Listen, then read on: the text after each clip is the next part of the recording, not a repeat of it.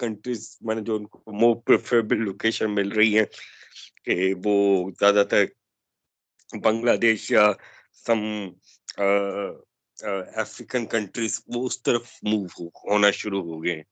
तो ये भी एक है, या गवर्नमेंट की पॉलिसीज वगैरह उसके ऊपर वो असरअंदाज होना शुरू हो गई है, तो वो वहां पर जाना शुरू हो गए।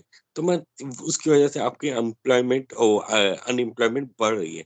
तो वी हैव टू नॉर्मलिटी, हम we have to discuss the कि आपकी जो भी डिस्क्राइब द फैक्ट्स है उनको हम मेक अ वैल्यूबल जजमेंट, मैं एक मेक वैल्यू जजमेंट जो आपकी कंट्री के लिए फायदेमंद है, instead of we give the fact without any making a judgement. मैंने हमने कर तो दिया, एक्शन लिया, उसको जजमेंट किया कि क्या एक्शन हो रहे हैं।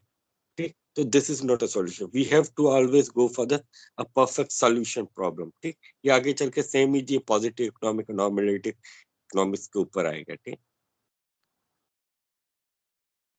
अब आता है कि व्हाई वी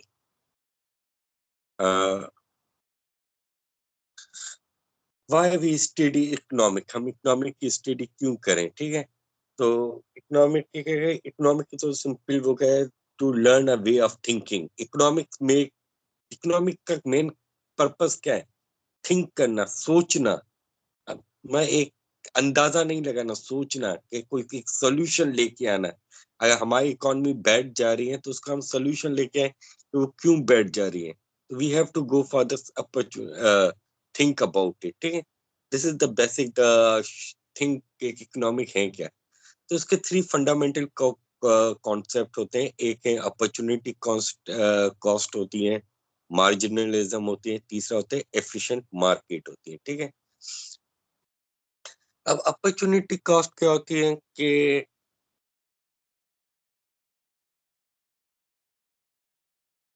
जी हाँ, अपॉर्चुनिटी कॉस्ट। अब अपॉर्चुनिटी कॉस्ट क्या है कि आपकी, हम सिंपल कहें कि आपकी opportunity cost the best alternative that we are go or to give up when we make a choice of decision.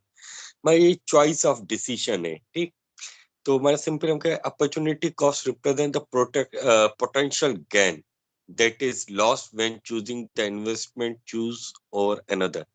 मतलब फॉर एग्जाम्पल आपके पास पैसे हैं, ठीक है, अब आपके पास पैसे हैं, आपके पास समझो कि समझो आप 30 लाख आपके पास रुपए हैं। ठीक है, आप 30 लाख रुपए में आप क्या करना चाहिए, या 30 लाख रुपए में एक आप आज गाड़ी लेंगे, अल्टो टाइप की गाड़ी, या 30 लाख आपने अपना एक प्लॉट बुक करा दिया 240 स्क्वायर फीट का घर बैरिया टाउन में। तो मैंने ये वो डिपेंड अपॉन, मगर इसका तब पता चलता है कि आगे चल के हो सके 10 साल के 20 साल के बाद, 10 साल के बाद, क्योंकि जो आपने 30 लाख आपने बैरिया टाउन में जो प्लॉट लिया था, वो प्लॉट अब आपका,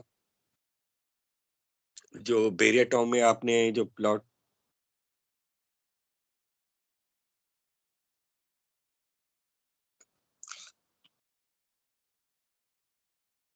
तो कोई नोटिफिकेशन आ गया, कौन सा नोटिफिकेशन।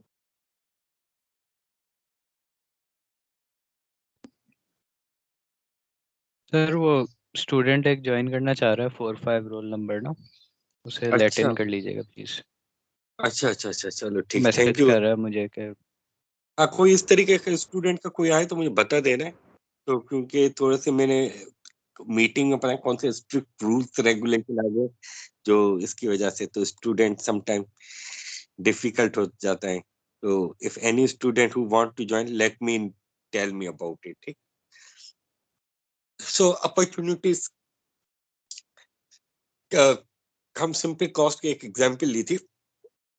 उन्होंने कहा कि यू हैव अ 20 lakhs और वट एवर, ये जो भी है, कि आपके पास इतने कि आपके पास दो ऑप्शन आते हैं कि to think about to choose, या तो आपको एक अल्टो गाड़ी लें, या तो आप क्या कहते हैं बेरिया टाउन में इन्वेस्ट करें। ठीक है, मगर आफ्टर वी सी 5 और 10 years के बाद आपके जो 20 लाख आपने इन्वेस्ट किए थे क्या कहते हैं बेरिया टाउन में, आज वो प्लॉट हो गया तकरीबन 1 करोड़ का। ठीक है, और जो आपने गाड़ी के ऊपर जो पैसे लगाए थे, तो वो आपके माना समझो कि गाड़ी का के पैसे बनाना लगाना, माना फिर आपको आगे चल के वो पैसे आपको माना वो आपको 20 लाख रुपए नहीं मिले, आपको हो सके 18 लाख मिले, व्हाटएवर, तो माना वो कॉस्ट ना मिले आपको। तो एक तरीके से अपॉर्चुनिटी कॉस्ट हम इसको कहते हैं, ठीक। फर्दर हम उसको लिखें कि अपॉर्चुनिटी कॉस्ट है is the time spent in, example है कि जैसे आपके पास एक वक्त आता है कि या तो आप टाइम स्पेंड करें या तो मनी के ऊपर या तो आप स्टडी के ऊपर, पर आपके पास कुछ ऐसी चीजें कि या तो आप पढ़ना चाहें या आप उसके ऊपर स्पेंड करें। या दूसरी हम एग्जांपल आप फार्मर के ऊपर आती हैं, या तो वो व्हीट की कॉस्ट को चूज करे या कोई वो अपॉर्चुनिटी के लिए some go for the different crops और डिफरेंट क्रॉप का वो आइडिया लेके, this is just like I have seen a video क्या हुआ कि एक इंडियन फार्मर था कि उसने क्या किया कि अ, अपनी फार्म लैंड पे कि कभी वहां पर प्रैक्टिस नहीं हुआ कि उसने कौन सा जैक फ्रूट वहां पर ग्रो किया। अब जैक फ्रूट ग्रो किया जिसकी वो कहते हैं कि जो तकरीबन सम 600 to 700 इंडियन रुपीस पर किलो के हिसाब से बिक रही थी। और वीट थी, वीट तो अगर उसकी प्राइस वो वहां पर तो 20 रुपए किलो है। तो मैं वो उसको एक उसने कहा एक अपनी लैंड थी, उसी लैंड पर उसने आइडिया लेकर उसने माय जैक फ्रूट लगाए that give him a good benefit. मैं एक अच्छी उसको काफी इंस्टेड ऑफ वो वीट लगाता वो उसने वीट भी की, मगर उसने क्या किया कि अपने कुछ जमीन के टुकड़े के ऊपर उसने अपनी जैक फ्रूट की फॉर्म लगाना शुरू कर गया। तो दिस इज द एग्जांपल मैंने आपको पर जो आप मनी स्पेंड करें वो कहीं आपको आगे जाके आपको फायदा दे या इसके लिए मगर उस वक्त आपको नहीं पता, मैं बाद में हो सके अरे मैंने यहाँ पर मैं आपने बात याद आ कि यार मैंने गाड़ी तो चलो ले ली, पर मैं उस वक्त आप मेरे पास 20 लाख आ गए थे, मैंने उस वक्त किसी प्लॉट में इन्वेस्ट कर दिए थे तो आज मुझे इतने पैसे मिल जाते।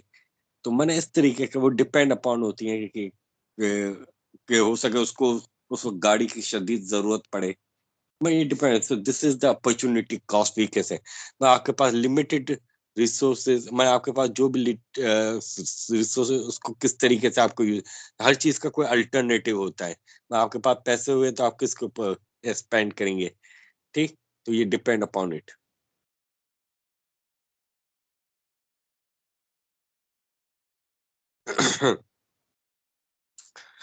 तो फिर उसके बाद आता है नेक्स्ट आ जाता है आपका अच्छा वट एवर द स्टूडेंट जो क्लास में जैसे ज्वाइन होते जा रहे हैं तो वहां पर जैसे अभी मेरे पास ऐसे कितने स्टूडेंट आ रहे हैं, मुझे मिलाकर 30 अटेंडीज नजर आ रहे हैं, ठीक है। तो मिस 29 स्टूडेंट है। तो वट एवर क्योंकि वो अपने वो क्या कहते हैं पेज पे जाकर वहां पर अपनी प्रेजेंट भी लगाते जाए। तो आज मैंने अटेंडेंस आपकी अपलोड नहीं की है, तो मैं दोनों शीटें मुझे अपलोड करनी है, कल की भी और मंडे वाली भी शीट अपलोड करनी है आज आपके पोर्टल में, और आज वाली भी अपलोड करनी है, ठीक। यस सर, तव्हां जी अपलोड न थी आहे, ॿिए टीचर्स जी थी वियूं आहिनि। हाँ हाँ, मैं जरा कहीं पे आज सुस्त था इसकी वजह से हो नहीं पाए, तो आज से मैं करना शुरू हो जाऊंगा अपलोड करना। तो आप लोग वहां पर अपने प्रेजेंट भी लगाते जाएं, तो इस तरीके से एक रिकॉर्ड होगा कि बाकायदा आप लोगों ने क्लास मेरी अटेंड की थी, ठीक? तो बाकी वो तो मैं अटेंडेंस शीट से भी डाउनलोड कर दूंगा आपके, तो आ जाएगी एक्सेल में, ठीक। Yes sir.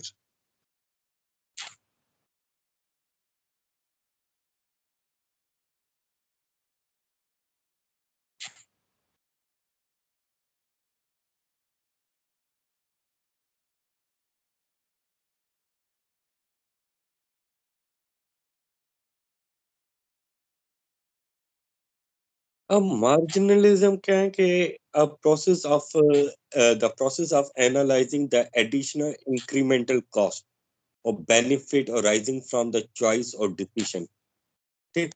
तो मैंने एक आपकी सिंपल हम कहें कि आपके एनालाइज क्योंकि एडिशनल कॉस्ट या इंक्रीमेंटल कॉस्ट, माना आप फर्ज करें कि आप कोई ऐसी जाएं कि अ, कोई चीज खरीदने जाएं, तो whatever you can buying as something, माना आप गाड़ी खरीद रहे हैं, ठीक है।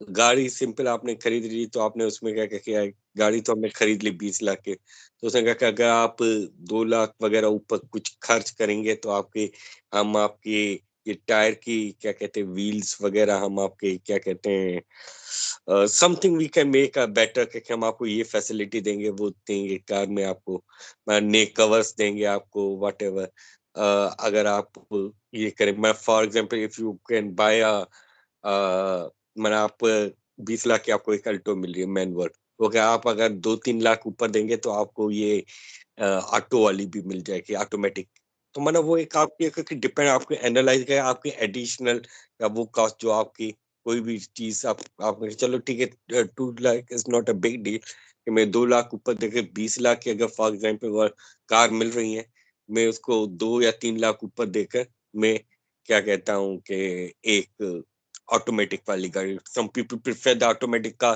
some don't prefer the automatic this is depend upon the people opinion मगर तो कराची में ज्यादातर लोग यही प्रेफर करके we can go for the automatic car is much better ठीक फिर उसके साथ साथ ऑटोमेटिक कॉस्ट के साथ होती है एक संक कॉस्ट होती है संक कॉस्ट का सिंपल मतलब ये है कि a sunk cost is the money that has already been spent and cannot be recovered वो मनी जो आपने कहीं स्पेंड कर चुके हैं मैं उसको हम रिकवर नहीं कर सकते बाद में तो उसको हम कहते हैं संक कॉस्ट इसमें आपके संक कॉस्ट में आपकी आती है जैसे संक कॉस्ट में आपके आती हैं जैसे सैलरीज आती हैं इंश्योरेंस आता है रेंट आता है नॉन रिफंडेबल डिपॉजिट आता है या व्हाट एवर रिपेयर जो एक दफा हम पे कर सकते हैं वो वापस हमें उसको हम कहेंगे कि आपको वापस हम दे ले नहीं सकते ठीक है आपने एक दफा सैलरी दे मिल गई तो आपको मिल गई तो आप वापस दे नहीं सकते ठीक है जैसे इंश्योरेंस होते हैं आप कोई भी कंपनी की कोई चीज लेते हैं इंश्योरेंस वगैरह आप उसको पे करते हैं फिर आप उसको इंश्योरेंस को अगर बीच में खत्म कर देंगे तो ये नहीं कि वो इंश्योरेंस की मनी कहीं पर आपको वो मिल सके या उसका कोई बेनिफिट आपको मिले वो ना मिले तो शायद वो मिलेगी भी मगर वो आपको एक टाइम पीरियड होगा वो 5% 10% 50% वो अपनों काट के वो देगा क्योंकि दिस इज सम एग्रीमेंट और सच थिंग तो इसी तरीके से आपके रेंट हुए वगैरह हुए नॉन रिफंडेबल डिपॉजिट हुए जो आपने जमा करा दे फिर वापस उसको आपको नहीं चाहिए तो आप उसको रिफंड नहीं हो सकता या what ever you can repair it about it ठीक तो ये आपके संक कॉस्ट में आती है इसकी एक आगे चल के एक एग्जाम्पल हम देखते हैं वो ज्यादा एक बेहतर वे से हमें बताती है ठीक तो एक डग मैन्युफैक्चरिंग कंपनी है ठीक है यहाँ पे एग्जाम्पल में हम आते हैं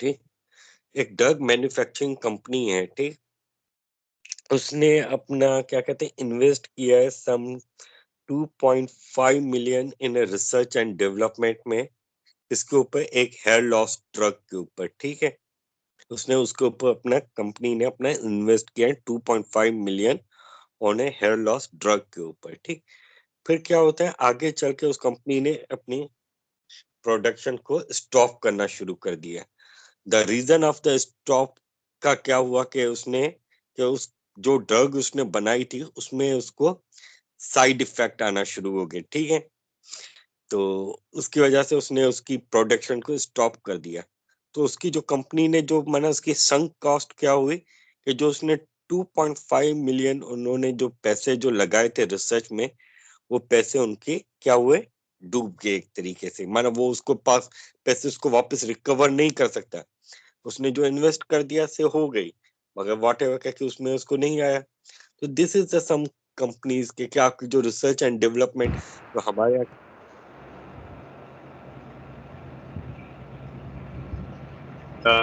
someone have to तो भाई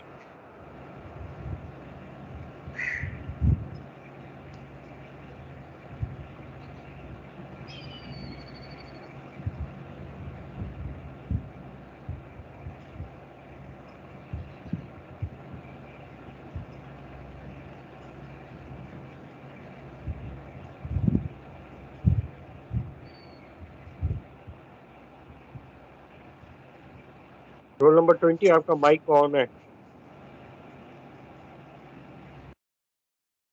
हम्म ठीक अब जाके तो मैंने वट एवर के एक रिसर्च एंड डेवलपमेंट कंपनीज होती हैं, वो उनका काम ये होता है कि हमारे यहाँ कोई रिसर्च एंड डेवलपमेंट, हमारे पास अनफॉर्चुनेटली कोई ऐसी कंपनी है नहीं जो रिसर्च एंड डेवलपमेंट में करे। जो थोड़ी बहुत रिसर्च एंड डेवलपमेंट से कंपनियां वो रिलेटेड है, वो जो रिसर्च एंड डेवलपमेंट वो एग्रीकल्चर साइड सेक्टर में होती है, वो भी मुझे नहीं लगता इतनी, वो थोड़ी बहुत एग्रीकल्चर साइड।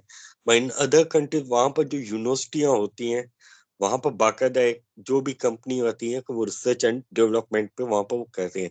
जैसे for example I study in Sheffield university in UK, तो वहां पर आपकी क्या कहते हैं एक डिफरेंट कंपनी थी, जिसमें नेस्ले कंपनी थी हमारे यहाँ वहां पर, और उसके अलावा कौन सी एक फार्मा कंपनी थी, I forget the name, about Glaxo welcome.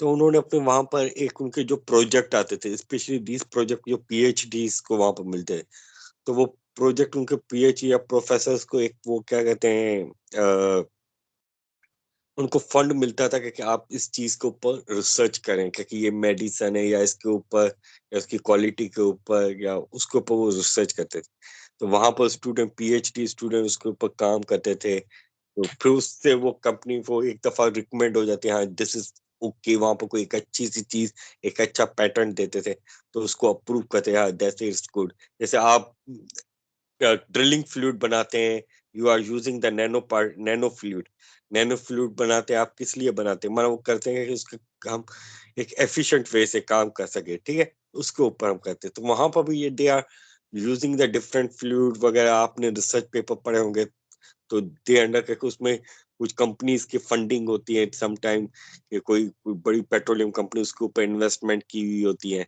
क्योंकि वो कहते हैं हम एक माना बेहतर एक मार्केट में एक एफिशिएंट चीज लेके, नई चीज लेके एफिशिएंटली चीज लेके आए, ठीक, तो उसके ऊपर होता है, ठीक।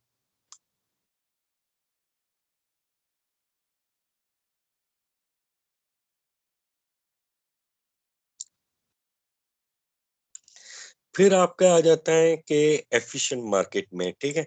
अब एफिशिएंट मार्केट की हम बात करें तो वहां पर आपकी आ जाती है a market in which a profit opportunities are eliminated and almost instantly।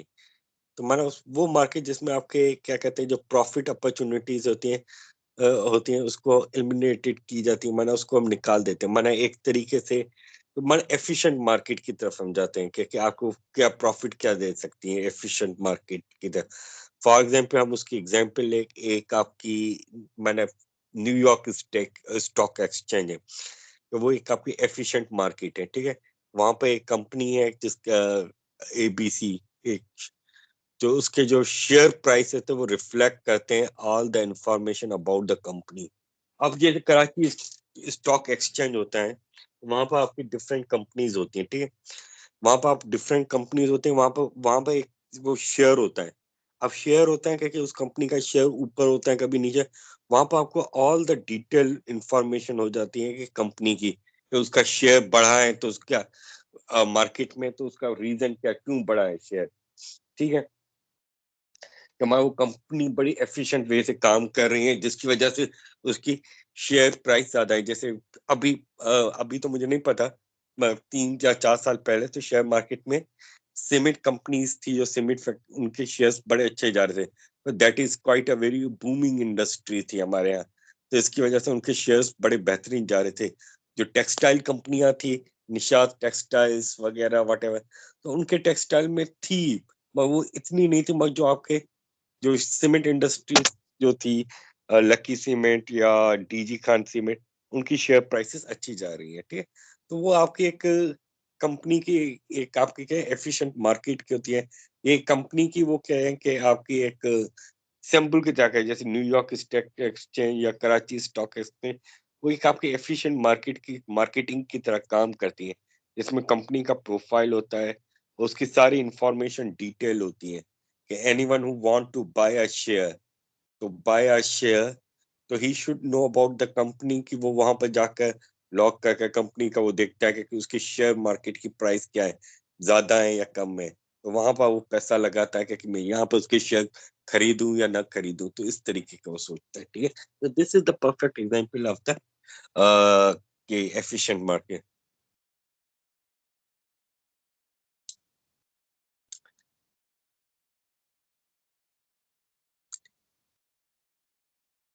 अब बात है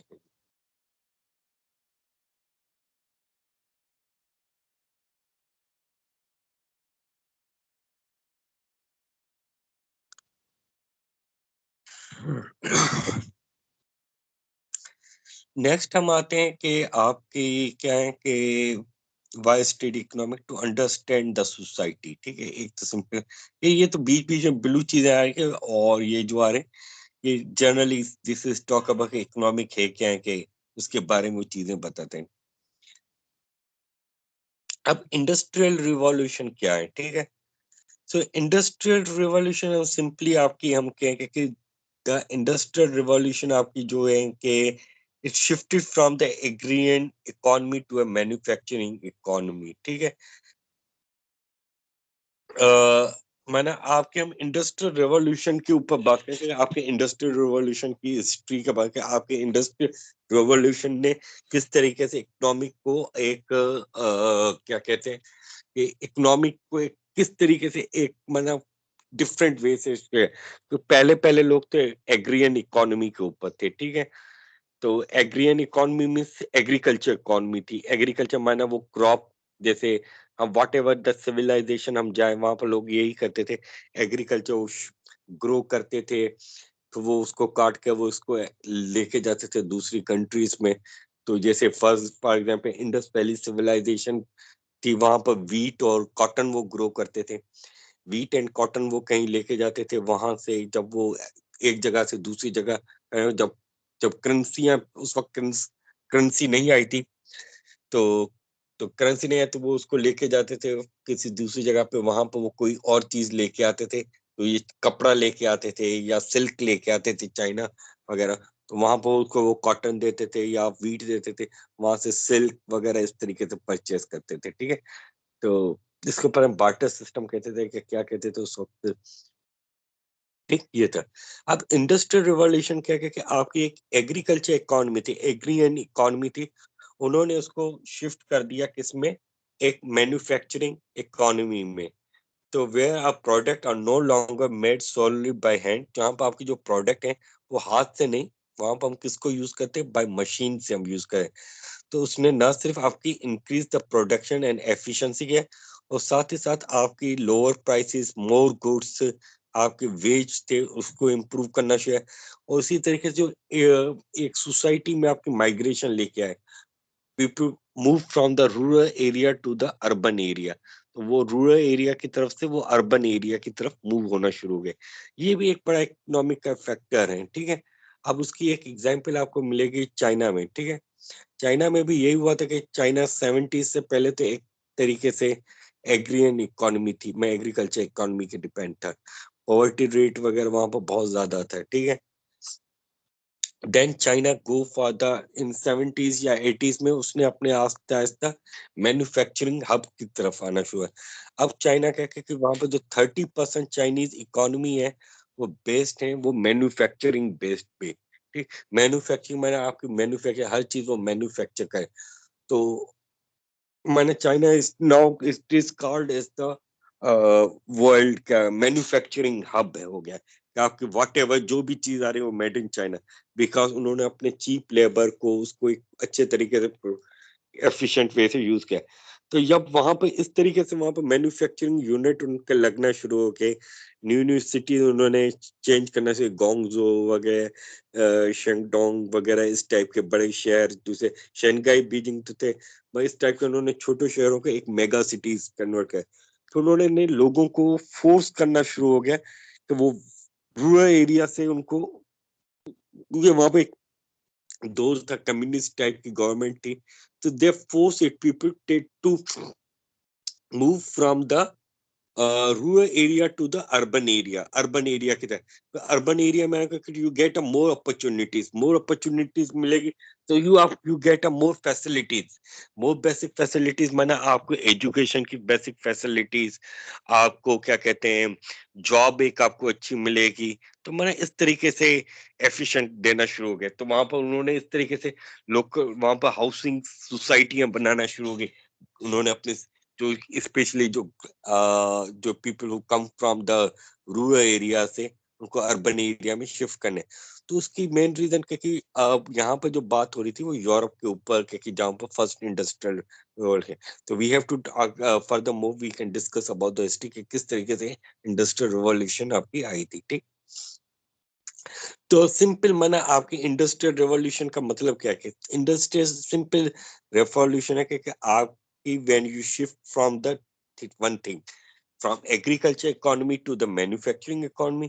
Second thing, you are no longer based on the hand whatever के आपको माने जैसे आप एग्रीकल्चर में आप रिवॉल्यूशन लेके आए तो आप पहले जो फसलें थी वो जमीन हाथों से काटते थे.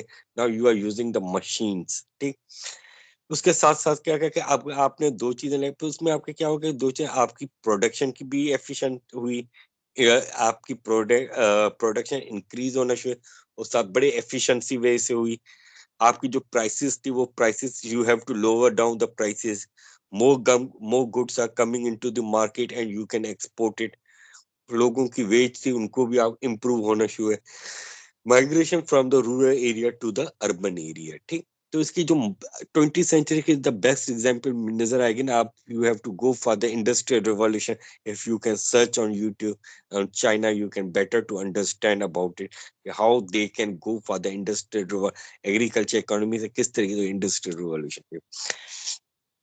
अब हिस्ट्री हम देखा जाए they are the first 3 industrial revolution they transfer our modern society. तो माने हम ऐसे आपकी हिस्ट्री में जाए तो 3 या 4 आपकी इस तरीके से जो इंडस्ट्रियल रिवॉल्यूशन जो आपके मॉडर्न हुए with each of this 3 advancement उनमें 3 कौन सी पहला आया था आपका स्टीम इंजन जो उन्होंने वो 3 फेज कौन से थे जो आपके इकोनॉमी जिसने आपकी एक इंडस्ट्रियल रिवॉल्यूशन आ गई. पहले आपकी थी उससे पहले थी एग्रीकल्चर इकोनॉमिक के ऊपर थे एग्रीकल्चर रिवॉल्यूशन. ठीक है. फिर उसके बाद इंडस्ट्री वो कौन से 3 फेसेस थे जिसमें आप इंडस्ट्रियल रिवॉल्यूशन में you have put your leg into the किस तरीके से पहुंचे आप. ठीक है. सिंपल. तो उसमें हम क्या कह कि एक तो आपका था कि फर्स्ट था स्टीम इंजन. एक आपका स्टीम इंजन आना शुरू हो गया. ठीक है. तो ये आपका एक रीजन है.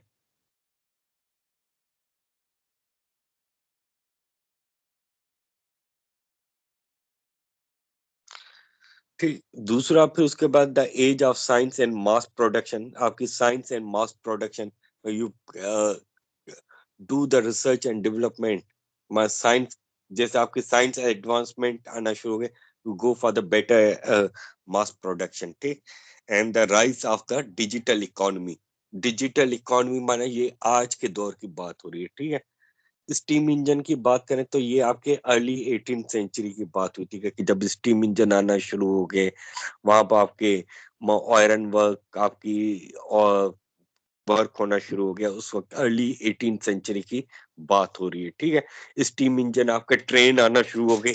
जब ट्रेन का नेटवर्क उन्होंने लगाना शुरू कर दिया तो आपके उसमें क्या क्या कि आपके जो गुड्स हैं वो one place to another place बड़े एफिशिएंट वे से उन्होंने उसको ट्रांसपोर्ट करना शुरू हो गया. पहले ट्रांसपोर्ट का एक ही जरिया होता था कि या तो आपके वो क्या कहते हैं उस वक्त तो क्या कहते हैं हम सिंपल वहां पर ट्रक्स वगैरह लॉरीज वगैरह तो नहीं होती. या तो वो बोट के जरिए करते थे या तो वो कार्ट्स वगैरह होती थी घोड़ा गाड़ी या ऊंट गाड़ी जो भी थी बैल वगैरह होती थी उसके जरिए करते थे. स्टीम इंजन आने से मैंने आपके स्टीमर्स यूज होना शुरू हो गए रिवर्स में वगैरह में जो बोट मैनुअली वर्क करती थी उस वहां पर उन्होंने स्टीम इंजन यूज किया. तो उन्होंने बिग तो वहां पर जो भी आपके इंडस्ट्रियल उस वक्त जो अर्ली इंडस्ट्रियल रिवॉल्यूशन जो मेजर सिटीज थी वो ज्यादातर वो हमेशा जो रिवर एरिया थी या पोर्ट थी वहां पर आपकी मेजर सिटीज होना शुरू हो गई, वो आपके इंडस्ट्रियल हब्स आपके बनना शुरू हो गए। ठीक, फिर वो आपके उसका वहां पर उस स्टीम इंजन के लिए उन्होंने एफिशिएंट वे से यूज किया था।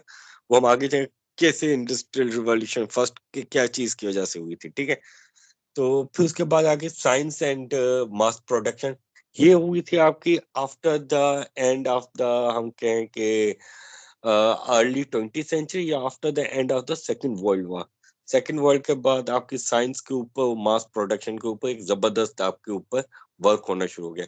जैसे फॉर एग्जाम्पल हम पेट्रोल कहें कि पेट्रोल उस वक्त जो सिंपल जब पेट्रोल आपका प्रोड्यूस हुआ था तो अर्ली 20th सेंचुरी में, तो आपकी हम कहें कि जो कार्स जो आई थी 1905 में, उससे पहले गैसोलीन इज नॉट एक एफिशिएंट फ्यूल नहीं होता था, पर gasoline is not a major commodities था। ठीक, उस वक्त जो आपकी मेजर कमोडिटीज थी उस वक्त रिफाइंड प्रोडक्ट की मैं बात कर रहा हूँ यहाँ पर। वो आपकी रिफाइंड प्रोडक्ट है जो मेजर आपकी कमोडिटी थी वो कैरोसिन था। ठीक है, और कैरोसिन को ज्यादातर वो लाइटेंट्स वगैरह उसमें वो यूज करते थे घर में। तो माना this is for more like अ लक्ष्य। आपका जो गैसोलीन होता था जब वो क्या कहते हैं रिफाइन करते तो गैसोलीन को ड्रेन आउट करके, गैसोलीन उनके काम का नहीं था, इनके काम की जो मेन था वो कैरोसिन था। गैसोलीन ये था कि उसको रूम टेम्परेचर आपको रखे, दैट इज एवापोरेटेड। ठीक, तो उसके बाद क्या हुआ कि जब कैरोसिन 1905 में जब हेनरी फोर्ड ने फर्स्ट इन्वेंट द कार, उसके बाद आपकी एक अच्छे वे से फिर गैसोलीन की डिमांड आहिस्ता आहिस्ता बढ़ना शुरू हो गई। तो in the early world war के बाद आपके फिर गैसोलीन की डिमांड और ज्यादा बढ़ना शुरू हो गई। आपके क्या कहते हैं आपके क्या कहते हैं हम जो दूसरे क्या कहते हैं गैसोलीन और डीजल दोनों की, कि उसकी आपके जो मिलिट्री इक्विपमेंट थे आपके टैंक्स वगैरह आपके लॉरीज वगैरह, वहां पर उसकी एक डिमांड और थोड़ी सी बढ़ना शुरू हो गई। सेकेंड वर्ल्ड वॉर में इसकी डिमांड और ज्यादा बढ़ गई थी। तो वहां पर आपको एविएशन फ्यूल चाहिए, माना वो जो वॉर इक्विपमेंट उनके लिए फ्यूल चाहिए। तो वहां पर people are go for the different method, वहां पर वो डिफरेंट मेथड के ऊपर सर्च है to produce more and more to produce more and more gasoline and diesel. उसके लिए फिर दे उस वक्त प्रीवियस तो खाली डिस्टिलेशन मेथड है, तो इसके बाद they go for the cracking method. Cracking method की तरफ को चले गए तो डिफरेंट क्रैकिंग मेथड आना शुरू हो गए उस वक्त। तो this is the period of the science after the end of the second world war. तो साइंस को ऊपर ज्यादा आपकी कंप्यूटर रिवॉल्यूशन आना शुरू हो गया, मास प्रोडक्शन होना शुरू हो गई। पहले आपकी जो कास्ट होती थी कि वो लोग हाथ से मैन्युफैक्चर करते हर चीज ईच है, तो वहां पर रोबोट्स लेके आए। ठीक, तो रोबोट्स ने काम करना शुरू हो गया। या आपके क्या कहते हैं कि जो शिप पोर्ट्स वगैरह थे वहां पर जो कंटेनर्स आते थे वो हाथ से पुलिस वगैरह शुरू, वहां पर उन्होंने रोबोट टेक्नोलॉजी रोबोट क्या कहते हैं लेके क्रेन्स रोबोट्स वगैरह लेके, तो मैं फास्टेस्ट वे से काम करना शुरू हो गया। ठीक, तो that is the period of आपका जो था वो 60s वाला पीरियड है स्पेशली, कि जब आपके वहां पर रोबोट्स आना शुरू, मास प्रोडक्शन स्टार्ट होना शुरू हो गई। ठीक, फिर आपका आ जाता है rise of digital technology. Digital technology माना जो हम के कि कंप्यूटर वगैरह, हम के डेटा साइंस वगैरह। आप लोगों ने मेरे ख्याल से लास्ट टाइम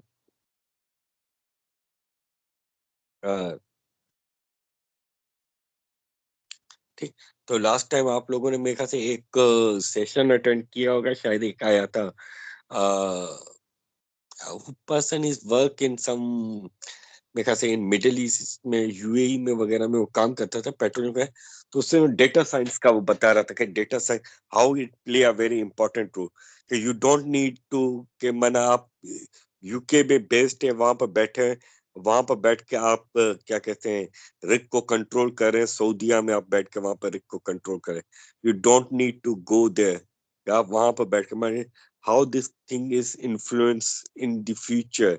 आपके एक फ्यूचर माने सारी इंजीनियरिंग वगैरह वहां पर हर चीज डेटा साइंस आर्टिफिशियल इंटेलिजेंस वगैरह इस चीज का कंट्रोल वगैरह ज्यादा हो जाता है। ठीक। तो एनीथिंग यहाँ पर कोई आप क्वेश्चन वगैरह anything you have to ask about it, queries वगैरह, so we have to discuss about it. I am speaking, I just know about it कि आप लोग सुन भी रहे हो या नहीं? Can you tell me about it more? सुन रहे हैं सर।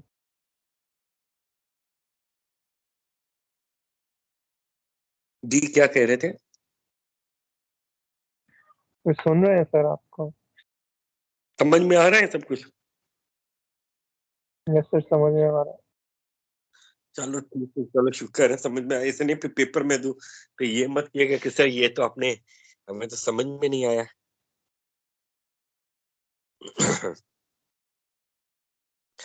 ठीक। तो फिर उसके बाद हमने क्या किया कि आपके फर्स्ट 3 इंडस्ट्रियल रेवोल्यूशन जो ट्रांसफर करते हैं आपके मॉडर्न सोसाइटी को, एक तो था आपका स्टीम इंजन, ठीक है, दूसरा था आपका साइंस एंड मास प्रोडक्शन, तीसरा था आपकी डिजिटल टेक्नोलॉजी। ठीक है, 3 चीजें जो आपकी एक इंडस्ट्रियल रेवोल्यूशन की मॉडर्न सोसाइटी को इन्होंने इंटायरली उन्होंने चेंज करना शुरू कर दिया। ठीक। फिर आप उसका देयर आर हम देखें कि इस तरह के 4 इंडस्ट्रियल रेवोल्यूशन आ चुके हैं। ठीक है, वो कौन से आ चुके हैं? तो फर्स्ट इंडस्ट्रियल रेवोल्यूशन आया था जिसकी वो बात कर रहे हैं कि फर्स्ट इंडस्ट्रियल रेवोल्यूशन जो फर्स्ट स्टार्ट हुआ था वो इंग्लैंड में आया था। वहां पर वो इंडस्ट्रियल रेवोल्यूशन आया था किस चीज की वजह से आया था? वो आया था कोल की वजह से। वहां पर कोल को बड़े एक एफिशिएंट वे से उन्होंने यूज किया था 1765 में। ठीक है, तो हम उसको कहते हैं लेट 18th सेंचुरी या अर्ली 19th सेंचुरी की बात करें। ठीक है, उसमें आपका फर्स्ट, उसमें आपके जिसकी मैं बात कर रहा था स्टीम इंजन, आपके स्टीम इंजन आना शुरू हो गए थे। स्टीम इंजन से उन्होंने जनरेशन करना शुरू किया। ठीक है, तो वो आपके ठीक।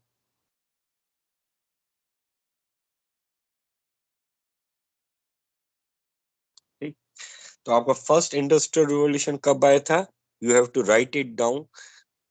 इंडस्ट्रियल रिवॉल्यूशन आया था, वो आया था 1765 में बाय कोल के जरिए से आया था। ठीक है, first industrial. Second industrial revolution आपका था वो पेट्रोलियम एंड गैस वगैरह की हम बात करें, वो 1870 में।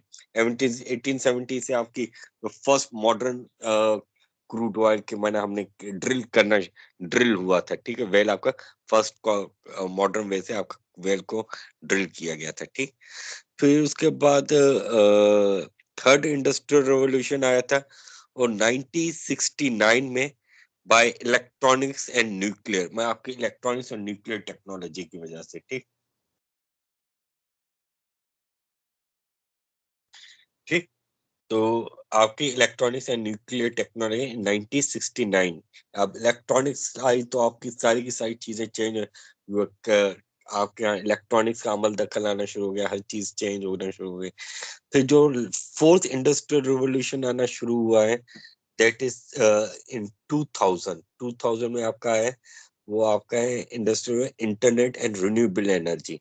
आपके एक इंटरनेट और रिन्यूएबल एनर्जी की वजह से, क्योंकि आजकल आप देखेंगे कि कितना चेंज किया कि लोग घर बैठ कर क्या कहते हैं अपने माना दे आर डूइंग द, क्या कहते हैं आप, क्या कहते हैं, भूल गया, फ्रीलैंसिंग। एक फ्रीलैंसिंग कर रहे हैं, वो कर रहे हैं। अब यू हैव टू माना एक person customer in America but you are in Pakistan, आप उनको सोल्यूशन कर रहे हैं, उनके प्रॉब्लम सॉल्व कर रहे हैं। You don't need to go to America और सच थिंग वहां पर जाएं, तो उससे वो वहां पर आप एक चीप लेबर की तरीके से उनको एफिशिएंट वे से काम करके दिखा रहे हैं। तो this is the technology of the internet. ठीक, ये आपका हो गया। ठीक, फिर रिन्यूएबल एनर्जी की है कि अब renewable energy play a very important role. Renewable energy में हम देखेंगे कि अब ये आपकी है कि more and more people are after the Russia Ukraine war के ऊपर, यूरोप ज्यादा से ज्यादा they are thinking about it to go for the electric cars. फिर इलेक्ट्रिसिटी कार के ऊपर मैंने अभी तो वो सोलर का क्या कहते हैं, अब मैंने इलेक्ट्रिसिटी कार के लिए मैं लिथियम बैटरीज वगैरह उसके ऊपर है, बट देयर इज कि हो सके 5 या 10 साल के बाद they are coming for the hydrogen fuel. Hydrogen fuel के ऊपर एक अच्छी खासी रिसर्च हो रही है। हाइड्रोजन के hydrogen is quite a free form. वो हाइड्रोजन वो फ्री फॉर्म में आपको फ्री फॉर्म में मिल सके, मगर वो ये है कि आपके जो एटमॉस्फेयर में H2O है उसको ब्रेक करना है। तो दिस इज क्वाइट वेरी एक प्रोसीजर है कि उसको ब्रेक करना, दूसरा उसको हाइड्रोजन को एक एफिशिएंट वे से स्टोर करना। ये चीज आपके आ गई तो एक बहुत बड़ी एक रिवोल्यूशन आ गई कि आपकी माना कि जो cars are running on the hydrogen fuel, उसमें आपकी इन्वायरमेंटल फ्रेंडली। अगर गाड़ी इमिट करे वो ऑक्सीजन इमिट करे, क्योंकि वो H2 होगी वो उसको ब्रेक डाउन करेगा, एच हाइड्रोजन उसका उसको वो एनर्जी फॉर्म में कन्वर्ट करेगा, वो ऑक्सीजन को उसको एग्जॉस्ट करेगा। So this is a work which is going on maybe 5 or 10 years के बाद इसके ऊपर कि आपके यहाँ हाइड्रोजन वाली चीजें, हाइड्रोजन कार आ तो गई है मगर they are quite very, technology is quite very expensive. इस एफिशिएंट टेक्नोलॉजी के पीछे वो है कि we have to go for the better and efficient solutions. ठीक, तो हमारा ये हमने what we talk about in this industrial revolution. We talk about the four industrial revolution. First revolution is came in 1765 by coal. Second industrial revolution is came in 1870 by petroleum and gas. Third industrial revolution is come by 1969, वो आया था आपके electronics और nuclear से। Fourth आपका आया था industrial revolution. Fourth आपका इंडस्ट्रियल रिवॉल्यूशन आया है और वो चल रहा है, वो आपके इंटरनेट एंड रिन्यूएबल एनर्जी के ऊपर। ठीक, तो ये आपके चार आपके इंडस्ट्रियल रिवॉल्यूशन के ऊपर we have to discuss about it. ठीक, और उस तीन चार इंडस्ट्री उसमें जो मेन एडवांसमेंट हुआ तीन चीजों की। एक एडवांसमेंट हुई थी आपके स्टीम इंजन के ऊपर, दूसरा हुआ था आपके साइंस एंड मास प्रोडक्शन के ऊपर, तीसरा होता आपकी increase in digital economy, digital technology. ठीक, इसके ऊपर आजकल तो एक वो चीज है कि हमारे यहाँ शायद वो नहीं है कि आपके जैसे डिजिटल पेमेंट, कि आप डिजिटल पेमेंट वगैरह के ऊपर हो रहा है कि कैशलेस सोसाइटी, कैशलेस सोसाइटी में you don't need to carry your cash. आपके पास एक मोबाइल फोन होगा सिंपल, ये तो माना एक आपके पास स्मार्टफोन हो या एक सिंपल मोबाइल फोन होता है बंदे के पास, जो एक सिंपल मोबाइल फोन है जिसमें आप कुछ 2000-3000 का जो एक सिंपल जो पहले नोकिया टाइप के जो मोबाइल फोन इस टाइप, तो वहां पर आपके डिजिटल पेमेंट माना फर्स्ट करो आपके माना रमजान में आप गए समोसे वगैरह लेने, ठीक है, समोसे लिए, जलेबियां ली वगैरह, आपका बिल आया 100 रुपए। ठीक है, आप उसको डिजिटल पेमेंट करते हैं। ठीक, वहां पर आपका QR कोड होगा, आपने स्कैन किया वहां पर आया कि आप स्कैन किया कि आपका आया बिल इतना 120 रुपये आ गया। ठीक है, आपने वहां पर डन किया, उसके पास ओके हो गया उसी वक्त या आपकी पेमेंट हमारे पास आ गई ना, वो आपको दे देगा। ठीक, तो this is a digital payment के ऊपर, इसके ऊपर I think the country like इसके ऊपर चाइना तो बहुत पहले कर चुका है, मैं इंडिया इसमें बहुत ज्यादा तेजी से वो कर रहा है डिजिटल पेमेंट। हमारे पास है वो डिजिटल पेमेंट वो इतनी ज्यादा नहीं, पर ये होता था कि डिजिटल पेमेंट में ये होता कि पहले हम बैंकों में जाते थे, बिल जमा कराते थे, लंबी लंबी लाइन। आजकल we can pay the bill और समथिंग, या कोई भी टिकट लें वगैरह ले, वो इजी पैसा हुए, जैस कैश हुआ, वो एक तरीके से आपकी काम करे। तो this is also a digital economy, आपकी डिजिटल इकोनॉमी। तो इकोनॉमी भी चेंज हो रही है, साथ ही साथ हमें भी चेंज होना पड़ता है। If we sit in an old fashion way तो वी आर नॉट हम दुनिया के साथ कदम से कदम नहीं चला सकेंगे। तो उसके लिए we have to grow up, move on, जिसको हम सिंपल कहते हैं। ठीक,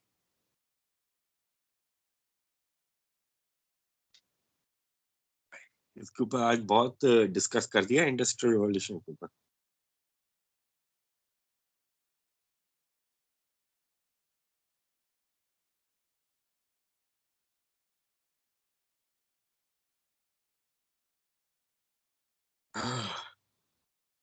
ठीक है, वाई अंडरस्टैंड ये चीज क्या चल रही थी हमारी, इसके बाद लेक्चर चल रहा था तो मैं why we study economy, economy का स्टडी किया। पहले हमने कहा एफिशिएंट मार्केट के ऊपर, ठीक है। फिर उसके बाद हम आए कि हमारे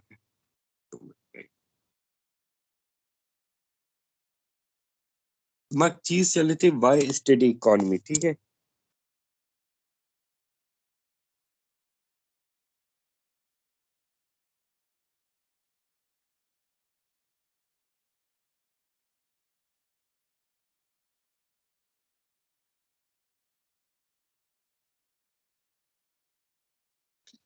पहले हमने डिस्कस किया था एफिशिएंट मार्केट के ऊपर, ठीक है। फिर उसके बाद we have to discuss about it the industrial efficient market के ऊपर हमने एक स्टॉक एक्सचेंज की एग्जांपल की बात की थी कि वहां पर एक एग्जांपल है वो आपकी एफिशिएंट मार्केट की। कोई कंपनी है, उसकी शेयर है, वो आपको परफेक्टली रिफ्लेक्ट करते हैं उसकी इंफॉर्मेशन के ऊपर। दूसरा आए थे हम इंडस्ट्रियल रिवॉल्यूशन के ऊपर, how the industry come into being, ठीक है। फिर तीसरा थे हम वाई स्टडी इकोनॉमी, ठीक है। हम इकोनॉमी क्यों पढ़ते हैं, ठीक है। We study the economy to understand the global affair. माना an understanding of economy is essential to understand the global. हम इकोनॉमी क्यों स्टडी करते हैं, इकोनॉमी की स्टडी किस लिए करते हैं। मैं एक तो to understand the global affair, क्योंकि दुनिया में क्या कुछ चल रहा है, we have to understand and to be inform citizen. हमें बेसिक अंडरस्टैंडिंग होनी चाहिए कि हो क्या रहा है, ठीक है। तो इसके कुछ क्वेश्चंस राइज होते हैं क्योंकि जो हमें इकोनॉमी को अंडरस्टैंड करने के लिए कि वाई आस, जिसके कुछ रीजन है कि हम किस लिए इकोनॉमी स्टडी करी या उसके लिए हमें अंडरस्टैंड करना है, उसके लिए कुछ क्वेश्चन है कि जैसे why are some countries rich and some countries are poor. हम देखते हैं कि कुछ कंट्रीज रिच हैं, कुछ कंट्रीज पुअर हैं, ठीक है। वो क्यों है, किस लिए है वो कंट्रीज रिच हैं। जैसे if you why people are heading towards the Europe वगैरह जाना पसंद करते हैं, वो क्यों जाना है वहां पर, क्यों वहां पे वो कंट्री रिच इकॉनमी है। इंस्टेड ऑफ कोई पुअर कंट्रीज की तरफ कोई नहीं जाता। हाँ, वहां पर they have to better opportunities वगैरह, they always go to the rich. उसका एक रीजन है कि why this countries are rich and some countries are poor. So these have the question to understand it, ठीक है। एक बेसिक एक citizen की तरह to understand it and to know about it कि why, ठीक। so उसके लिए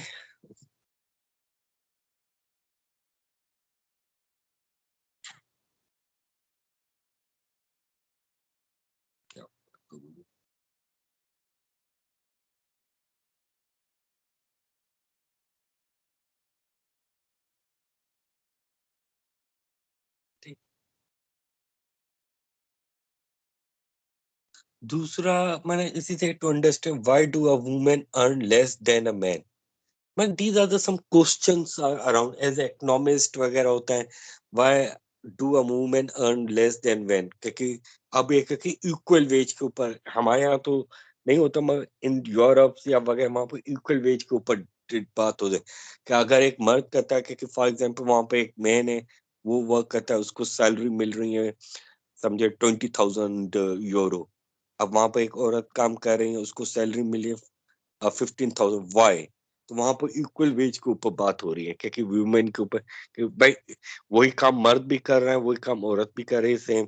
वाई उनको सैलरी में इस तरह डिफरेंशिएट क्यों, ठीक है। तो इसके ऊपर भी बात एक चल रहा है कि थिंक अबाउट इट, ठीक।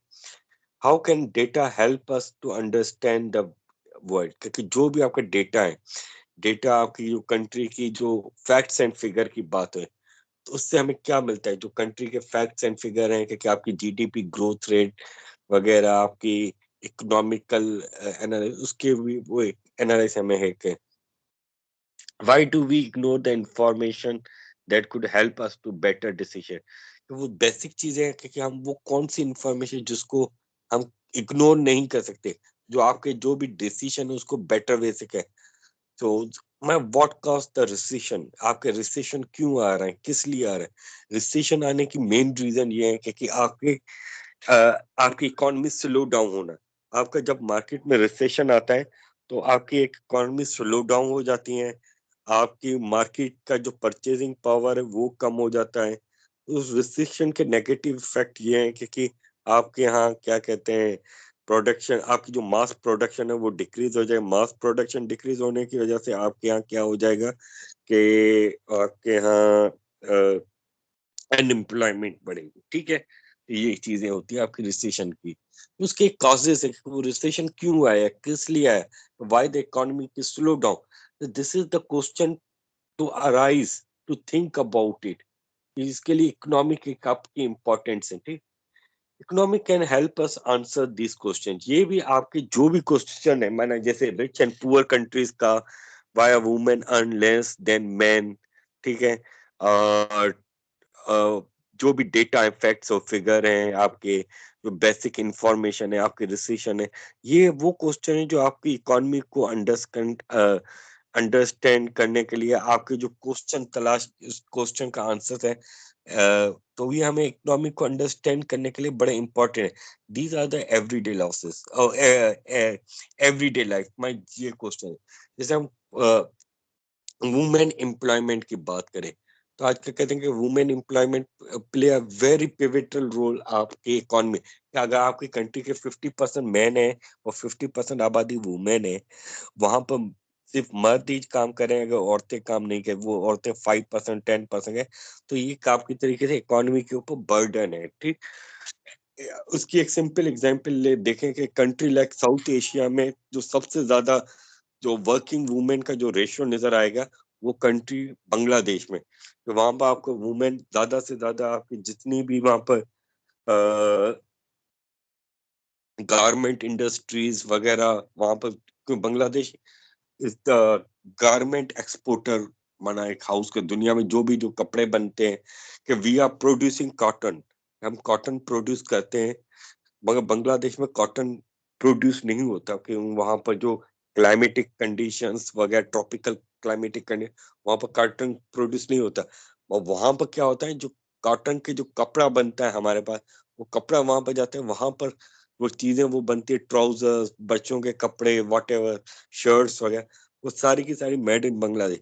तो आपकी दुनिया में जितनी भी आप कहीं पर वॉट एवर जाएंगे, वो मेड इन बांग्लादेश। तो वहां पर जो आपकी 70% नियरली जो भी वो वर्क फोर्स है, वो एक वुमेन है। तो that play a very quite important role, क्योंकि वहां पर जब वुमेन को उन्होंने वर्क एम्प्लॉयमेंट किया, तो वहां पर दो चीजें फायदे में हुई कि एक तो उनकी कंट्री की क्या कहते हैं परचेजिंग पावर इंक्रीज हुआ। देन कंट्रीज जो एक मान लो उस वक्त क्या था, माना लोअर क्लास कंट्रीज में था, माना एक माना एक लोअर क्लास था, वहां पर वो upper middle lower lower income class में था, तो वो एक लोअर मिडिल इनकम की तरफ कंट्री प्रोग्रेस करना शुरू हो गया। This is a good example का कि आपकी वुमेन। दूसरे फिर उसके बाद साउथ एशिया की कंट्रीज हैं, वो वो आपको मिलेगी, आपको नेपाल मिलेगी, वहां पर भी वुमेन वर्कफोर्स बहुत ज्यादा नजर आएगा। एंड दैट वुमेन वर्कफोर्स आपको ज्यादा, आपको जरूरी नहीं कि वो फैक्ट्रियों में काम करे, वो आपके एग्रीकल्चर सेक्टर है या आपकी कंस्ट्रक्शन इंडस्ट्री है, वहां पर भी वो काम कर रही है, ठीक। तो वहां पर आपको ज्यादा से ज्यादा ये आपको नजर आएगी, ठीक।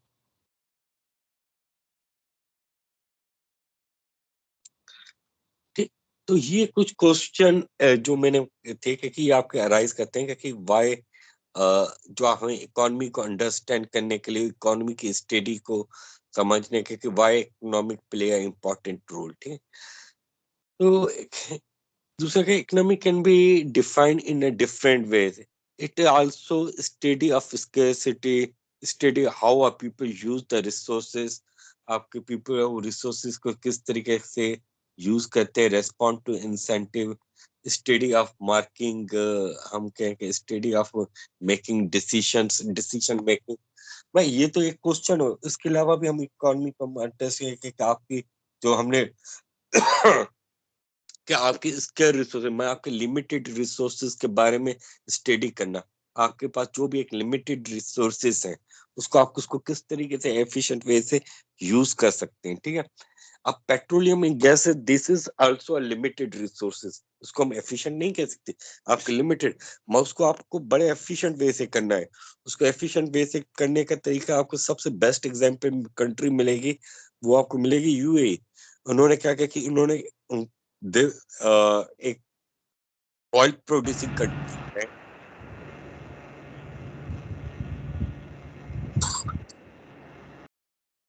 दीपक प्लीज, ओके थैंक यू दीपक। तो आपके उसके एक एग्जाम्पल उन्होंने क्या किया कि उन्होंने अपनी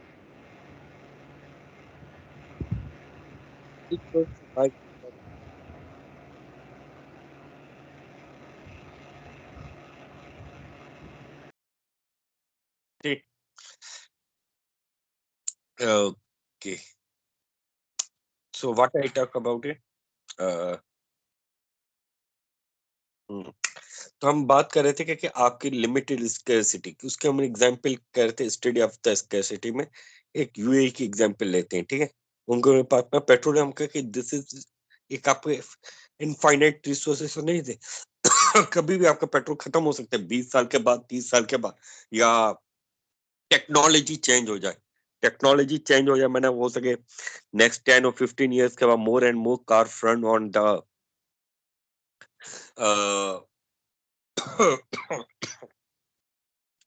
more and more car runs on the electric, आपके lithium battery, lithium fuel will be the next fuel आपका बने, next oil and gas बने आपका, ठीक। तो उसके ऊपर मैंने they think about it country का, उन्होंने क्या किया कि अपनी इकोनॉमी को डाइवर्सिफाई करना शुरू हो गया। डाइवर्सिफाई में ये हुआ कि they build in such a way कि आज UAE is a successful model that its economy is not dependent on the oil and gas, वो सर्विस सेक्टर, टूरिज्म सेक्टर, उसके ऊपर आ गई UAE। तो by today the Dubai is one of the third most visited city in the world, third world visited city में। फिर service sector उन्होंने उसको important किया, या इंडस्ट्री सेक्टर, सर्विस सेक्टर, उनको उनको बड़े इंपॉर्टेंट लिखा, उसमें आईटी इंडस्ट्रीज वगैरह वहां पर लेके आए। वो उन्होंने दूसरे just like a Dubai expo 2022, that is say that one of the best expo seen over seen so far. तो मैंने एक उन्होंने एक अपने उसी तरीके से देख कर अनदर कंट्री जो उसकी एग्जाम्पल को फॉलो अप कर रहा है, ही नो अबाउट इट, कि हो सके कि अभी हमें स्टेप लेना पड़ेगा कि अगर नहीं लिया तो हमारे हो सके नेक्स्ट हम बुरे हालात हो जाए।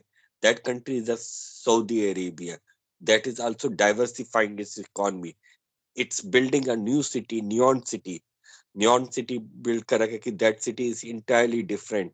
कि एक उन्होंने शहर बना रखा कि जो जिसकी विड्थ 200 मीटर्स है, और उसकी क्या कहते हैं लॉन्ग कितना है, तकरीबन 170 किलोमीटर लॉन्ग, एक just like a vertical line, and is about 500 metres. 500 metre base आपके equal to the 2 Eiffel tower जितना उसकी हाइट होगी। कि पूरा शहर वो 200 मीटर की वेस्ट पे 170 किलोमीटर है।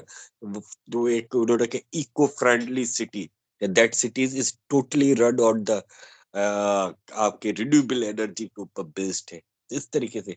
तो मैं दैट वाई बिल्डिंग है, क्योंकि वो एक दुबई की तरीके का किस तरीके का सिटी बना रहे हैं, कि दुबई तो एक तरीके का बन गया क्योंकि they make another city, a different city, a different approach, ठीक है। अब दुबई और दोहा में आपको इतना ज्यादा डिफरेंस नजर नहीं है, they more like a same thing, but that make country go a step forward ahead, that make a another city, another different type of city। And उसकी जो कहते हैं टोटल कॉस्ट जो हुई है कि दैट कॉस्ट कि जब वो सिटी बनेगा उसकी जो टोटल कॉस्ट जो एस्टिमेट की गई है वो $500 billion, $500 billion. So this is also risk factor, ऐसा नहीं कि वो $500 बिलियन खर्च करे, वो करे, आगे चल के ऐसा नहीं चले कि वो शहर ही उसकी जो जिस पर्पस के लिए उन्होंने बनाया था वो वो शहर क्या कहते हैं न चल पाए। तो मैं this is also the another factor they have to think about it. ठीक, तो ये तो हमने किसके स्कैरसिटी के ऊपर बात की। फिर दूसरा कहते हैं study how are people use the resources and respond. आपके जो पीपल्स हैं वो इस रिसोर्सेज को किस तरीके से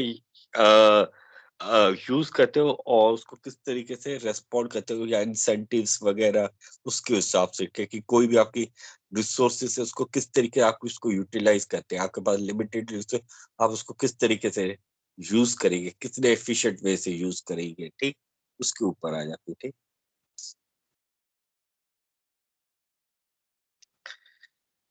फिर आता है study of the decision making. Decision making है कि आपको एक अच्छा सा डिसीजन निकाला।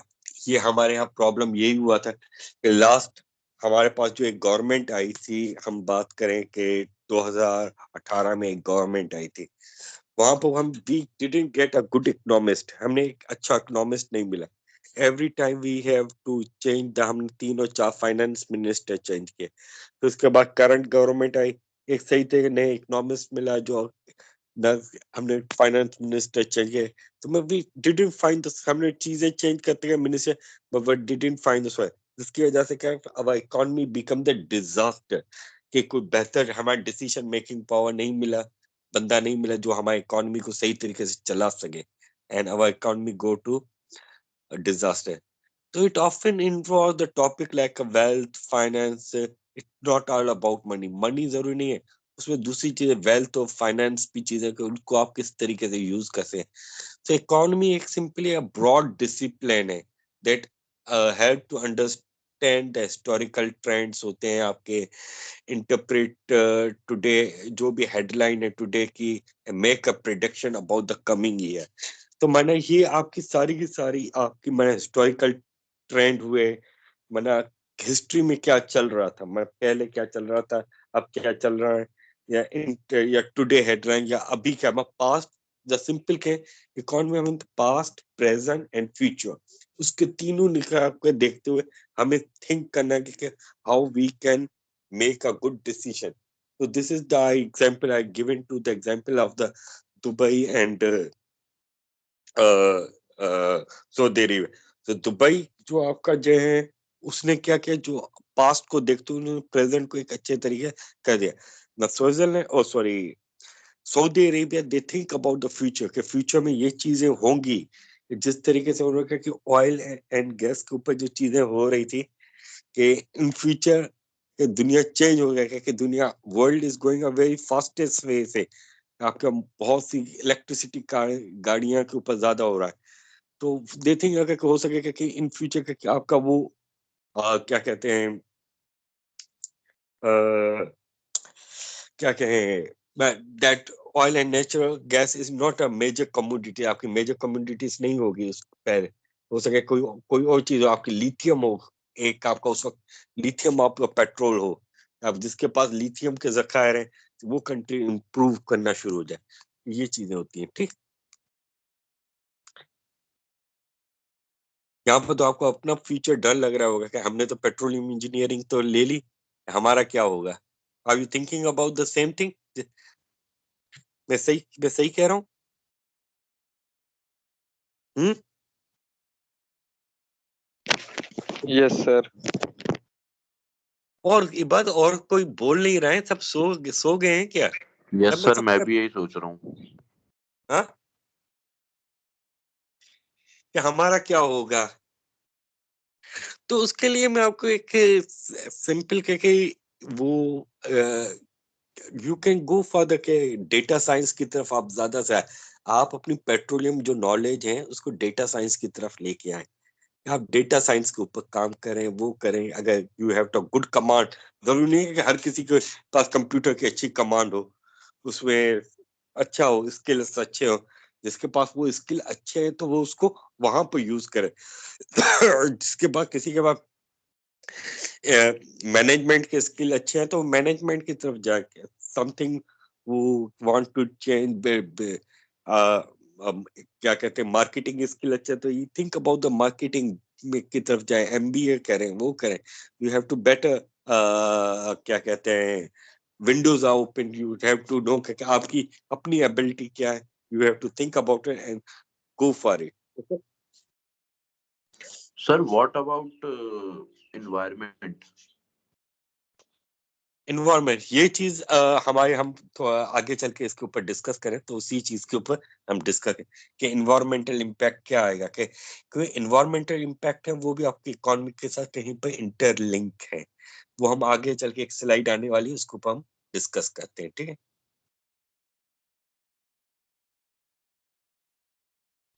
सो मैंने ये तो हम कहे कि स्टडी हम बात करें कि इकोनॉमी की स्टडी के ऊपर, तो उसका जो मेन ऑब्जेक्टिव है स्टडी ऑफ इकोनॉमी का, ऑब्जेक्टिव का या अल्टीमेट गोल है to improve the living condition of the people in the everyday life.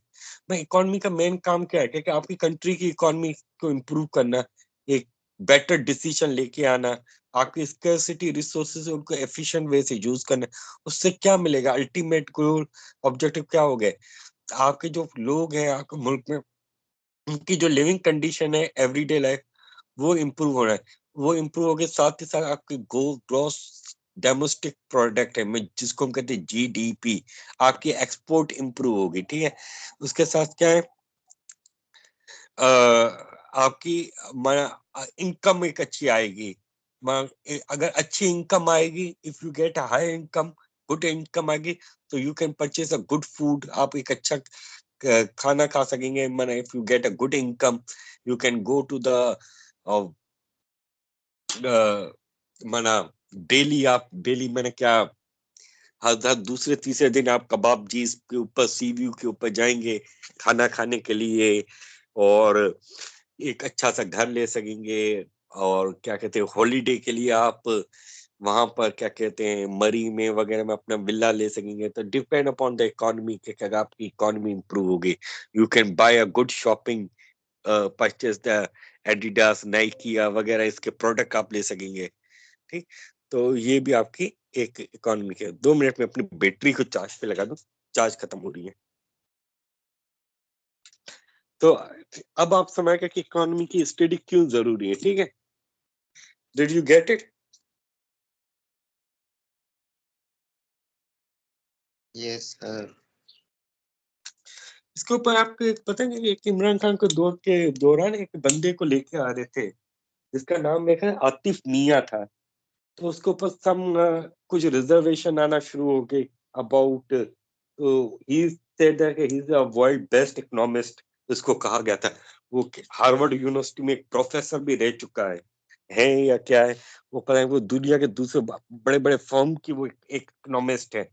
Company होती है वो अपने इकोनॉमिस्ट भी रखती हैं, वो बड़ी बड़ी कंपनियां जो उनको डिसीजन बताते हैं, फैसला बताते हैं, कि जो कंपनी एक बड़ी कंपनी वो खुद डिसीजन नहीं ले, वो एक अच्छे से अच्छे कंसल्टेंसी को हायर करती है, एक अच्छा इकोनॉमिस्ट हायर करती है जो उसको डिसीजन बताता है हमें करना क्या है, किस तरीके से, वो उनको एडवाइस वगैरह, उनको उसका काम है सिर्फ एडवाइस देना, वो उनको अच्छे वे से एडवाइस करता है। तो यही अगर आप हो ना तो उसके बाद you have to search about the name about the Atif मियां, ये क्या स्टोरी थी, क्यों था, जब उसको प्रीवियस गवर्नमेंट उसको लेके आने थी, what are the problem is coming out.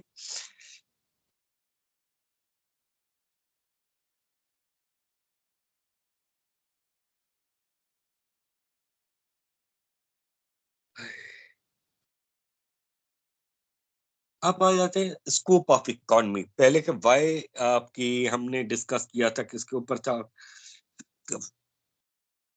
Y study economics. अब आता है हमारा the scope of economic. Scope of economic में हम आ जाते हैं, पहले आ जाता है and micro and macro economy, ठीक है।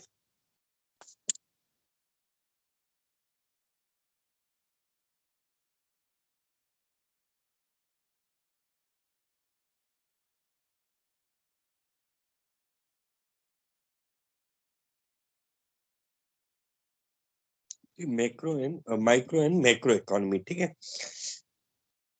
अब माइक्रो इकोनॉमी क्या है कि the branch of economic that examine the function of individual industry and the behavior of industrial decision making unit, that is a firm or household.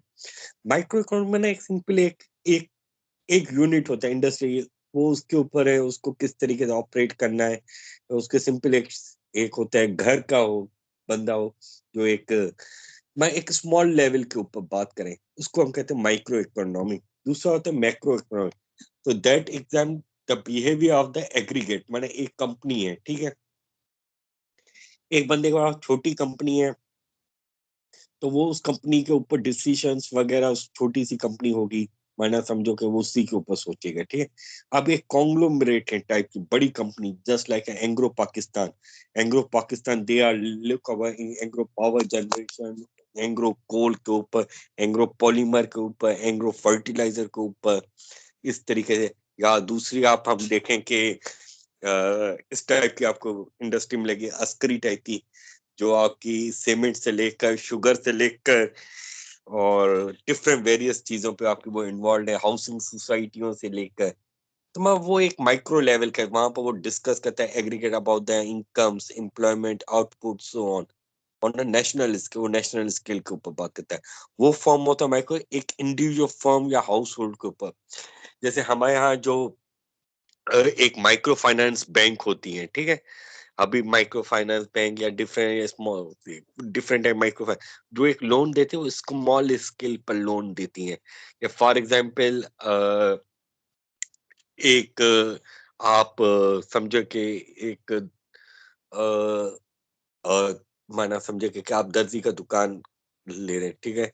You are Taylor, ठीक है, आपको Taylor है कि आपको finance की जरूरत है, ठीक है। आपको फाइनेंस लिया आपने, माइक्रो फाइनेंस बैंक में गया, आपने फाइनेंस लिया, फाइनेंस में लोन लिया, लोन में आपने 3-4 आपने सिलाई मशीनें ली, एक छोटा सा शॉप वगैरह आपने उसके ऊपर लिए, और वहां पर आपने एक सिलाई का शॉप ओपन कर दे। तो ये आपके माइक्रो लेवल पे आ गए।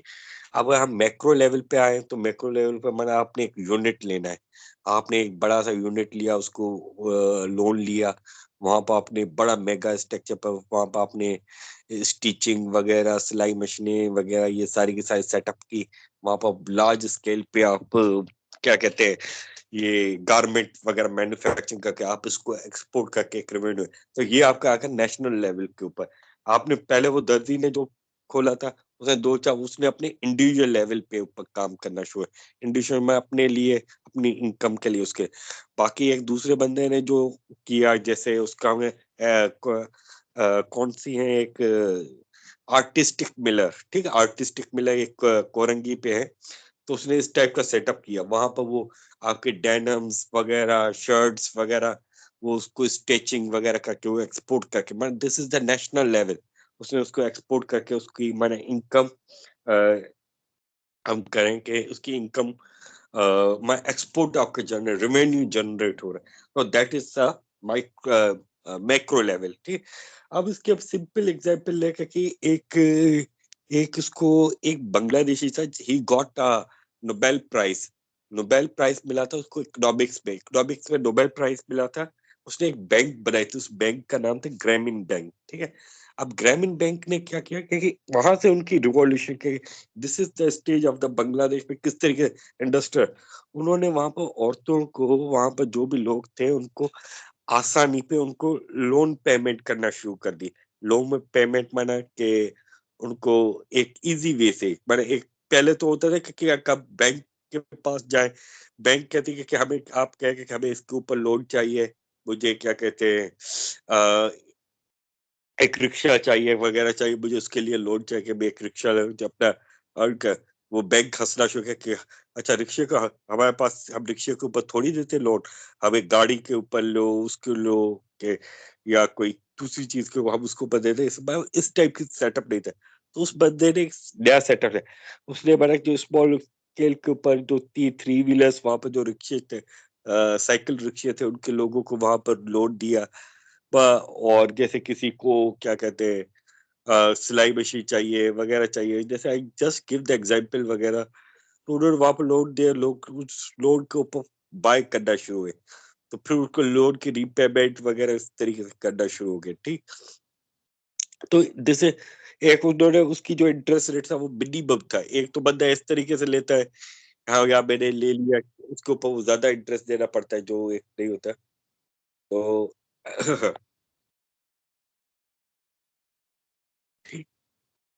तो उसने किया तो उसको एक नोबेल प्राइज मिला था इकोनॉमी से best, I forget the name of the person. उसने एक जो बैंक बनाई थी ग्रामीण बैंक, तो उसी बैंक को देखते हुए फिर पाकिस्तान में, इंडिया में, दूसरी जगहों पे जो थर्ड वर्ल्ड का, वहां पर आपकी एक माइक्रो फाइनेंस बैंक का कॉन्सेप्ट आना शुरू हो गया कि आपको बड़े छोटे स्केल के ऊपर आपको लोन देना। ठीक,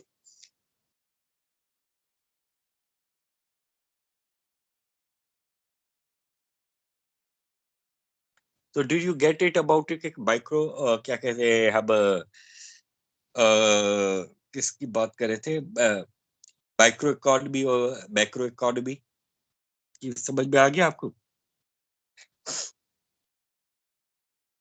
तो मतलब दोनों चीजें आपकी, मैक्रो इकोनॉमी और माइक्रो इकोनॉमी, ये दोनों चीजें आपकी इकोनॉमी के लिए फायदेमंद है। आप छोटे स्केल पे से क्या बड़े स्केल पे, भाई दोनों चीजें फायदेमंद है। ठीक, जैसे किसी बंदे को उसको चाहिए, क्या कहते हैं कि उसको बाइक चलाना आती है, उसको वो कहता है कि बाइक या करीब वाली सर्विस पे यूज करो अपनी, तो उसके पास बाइक परचेज करने की पावर नहीं है।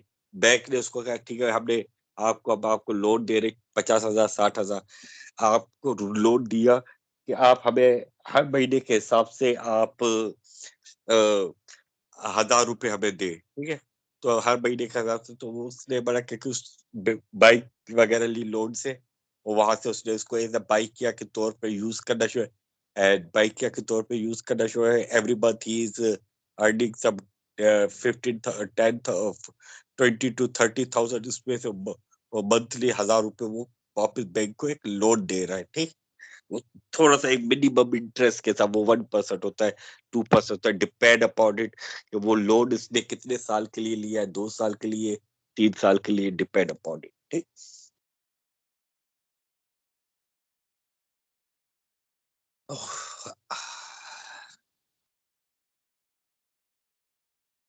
ठीक, अब आते हैं हम द फील्ड ऑफ इकोनॉमी। अब फील्ड ऑफ इकोनॉमी के ऊपर आते हैं।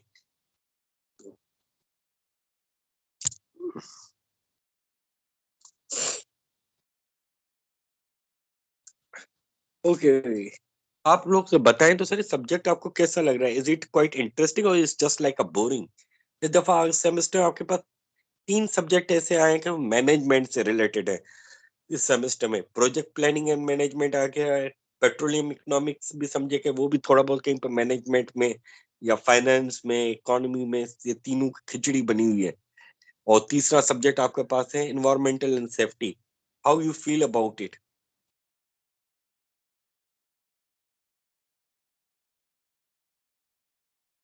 जी, क्या हुआ?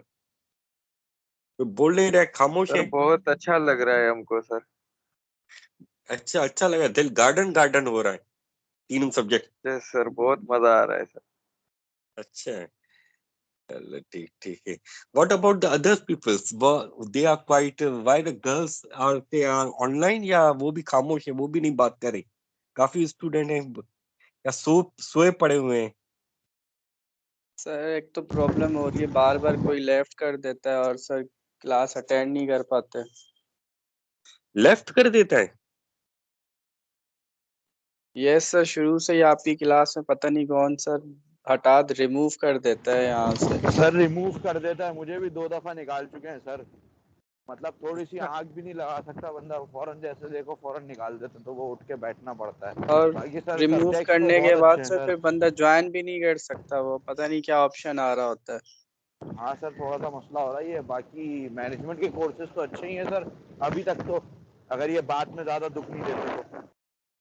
हम्म, पर ये तीनों सब्जेक्ट ऐसे होगा कि आपकी जो क्या कहते हैं, आपके जो फ्यूचर है ना, आपके फ्यूचर के लिए, अगर आपको first in future you are thinking about it to go for the engineering management, तो उसके लिए आपका project planning and management is a very good subject to basic understand, आपको give the ideas about it. ठीक, अगर आप अपना क्या कहते हैं फील्ड चेंज करने के ऊपर मना, आप you are going for the health and safety industry, this is quite a management thing.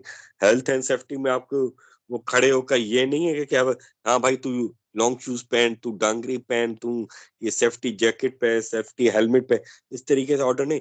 Health and safety में जो ज्यादा से ज्यादा जो आपका काम है मैनेजमेंट वाला वर्क है, ठीक है, आपको ऑफिस बेस्ड वाला काम है, डिसीजन मेकिंग है। वन ऑफ माय नीस, मेरी एक नीस है, शी डिड इज मास्टर और bachelor in from Merham university, environmental engineering में किया था। तो उसने मास्टर्स अपना वो कोई कनाडा चली गई थी, फिर वहां पर कोई सेफ्टी वगैरह में कोर्स किया था। So now she is working as a safety inspector in some construction industry. तो वहां पर उसका ये नहीं कि कंस्ट्रक्शन में थोड़ा सा विजिट किया, वो किया, वहां पर वो ऑफिस बेस्ड काम, वहां पर डिसीजन है। Mostly she work from home से सच थिंग, कहीं फील्ड विजिट करने के लिए, फिर वहां पर इंडस्ट्री विजिट और फिर कंस्ट्रक्शन साइट पे विजिट करना पड़ता है, वो देखना पड़ता है। तो माने ये सारा का सारा ये भी एक मैनेजमेंट, सारा का सारा मैनेजमेंट के ऊपर काम है कि आपको किस तरीके से करना है। तो इकोनॉमिक तो टोटली इसी तरीके का सब्जेक्ट, नाम ही इकोनॉमी, वहाँ पे इकोनॉमिक भी आ रही है, मैनेजमेंट भी आ रही है, फाइनेंशियल डिसीजन मेकिंग, एक टोटली सा डिसीजन मेकिंग की तरह काम कर रहा है। ठीक, तो अब हम आ जाते हैं कि फील्ड ऑफ इकोनॉमी के ऊपर। ठीक है, फील्ड ऑफ इकोनॉमी को हम देखें कि उसमें आपका आता है बिहेवियर इकोनॉमी। बिहेवियर इकोनॉमी क्या होता है कि हम सिंपल आपके हम बात करें कि आपके बिहेवियर के ऊपर, माना आपके how you can behave it, ठीक है, उसके ऊपर वो डिस्कस करता है। तो मैं टू अंडरस्टैंड द इकोनॉमी, माना उसमें दो चीजें, एक दो एलिमेंट, माने एक साइकोलॉजिकल बात कर रहे हैं, दूसरा इकोनॉमी की बात कर रहे हैं। तो वो दोनों चीजों के ऊपर वो डिस्कस होती है, उसको हम कहते हैं बिहेवियर इकोनॉमी। ठीक, behaviour economy to understand the economic decision made by the human. वो ह्यूमन एक डिसीजन करता है by combining the element of psychological and classical economy. So उसमें क्या होता है कि द पीपल जो होता है, द ब्रांच ऑफ इकोनॉमिक, वो उसमें क्या है कि how and why are people arrive at the economic choice and how they differ from the rational choice। मैं एक rational choice से हटकर economical choice के ऊपर करता है। ठीक, find the implication of various aspect of lifestyle, आपके various aspect of lifestyle। for example, आपको मन समझे कि एक वॉलेट पसंद आया, ठीक है, एक वॉलेट पसंद आ गया, उसकी प्राइस है 1000 रुपीज, ठीक है, 1000 रुपीज प्राइस है, ठीक है। फिर क्या हुआ कि आपने, अरे 1000 प्राइस है, ये तो बहुत महंगा है, वो है। फिर उसके बाद क्या होता है, उसकी प्राइस वो है, वो कर दे 999, मैं 999 उसकी प्राइस करेक्ट है, 999। तो अरे यार ठीक है, चलो अब तो इसकी प्राइस कम हो गई, चलो आपने bye. But this is just like, आप देखोगे कोई भी आप चीज खरीदते हैं कहीं पे, हर जगह पे सेल वगैरह कहीं पे होती है, उसकी प्राइस ऐसे होती है कि कोई भी चीज होगी, ये 599, बस 600 रुपए नहीं लिखी है, वो 599। फिर अगर कोई चीज होगी, ये कोई चीज लेने जाए कि ये 199, 299, इस तरीके की आपने चीजें देखी होगी, आप अपने कभी परचेज करने जाते हैं। जैसे आपने एक शर्ट लिया कैम्ब्रिज से, गए वहां पर, पहले वो शर्ट की प्राइस थी 1500, तो उस शर्ट की प्राइस कर दी 1499। बस इस तरह ये आपके साइकोलॉजिकल के ऊपर इफेक्ट करना है, पर गेम खेलना उसके ऊपर, अरे हाँ यार थोड़ा सा सस्ता हुआ, चलो मैं ले लेता हूँ। ये हुआ कभी आप ऐसे होता है कि एक आइटम है वो, मैंने समझे एक शर्ट मिल रही है आपको, एक शर्ट वो दे रहा है 1000 रुपए की, but if you by two, वो आपको वो दो शर्ट देगा 1500 की, दो शर्ट। तो इस तरीके से आपके वो होता है, ये ज्यादातर होता है, ये मेरे साथ भी काफी हुआ है इस तरीके से, कि आपको इस तरीके से आपको एक एक चॉइस मिलेगी, तो आप रैशनल थिंकिंग के बजाय आप क्या कहते हैं, आप अपनी इकोनॉमिकल चॉइस के ऊपर थिंकिंग करेंगे।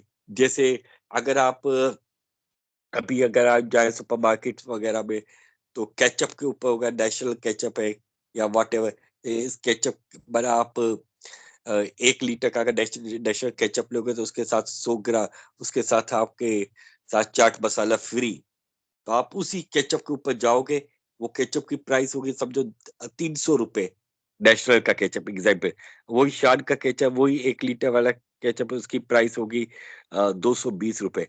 हाँ, वही नेचुरल का केचप लोगे, क्योंकि उसके साथ क्या आ रहा है, फ्री में आपका चाट मसाले का एक पाउच मिल रहा है। ठीक, तो ये चीजें होती है आपकी किस चीज के ऊपर आती है, बिहेवियर इकोनॉमी के ऊपर आती है, ठीक है। Where you think about it more like a choice than the rational thinking, ठीक। ये आपके साथ एवरी डे में होता होगा, ठीक। आपके साथ अगर नहीं होता होगा, जो आपके घर में जो परचेजिंग वगैरह जो भी जाते हो शॉपिंग करने वगैरह, उनके साथ तो बहुत ज्यादा होता है, ठीक। ऐसा होता है या नहीं होता?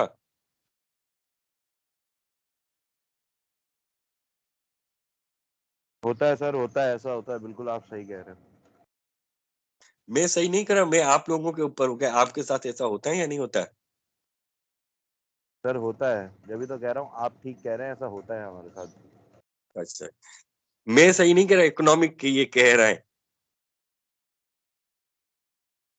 सर अभी तो आप ही कह रहे हैं ना।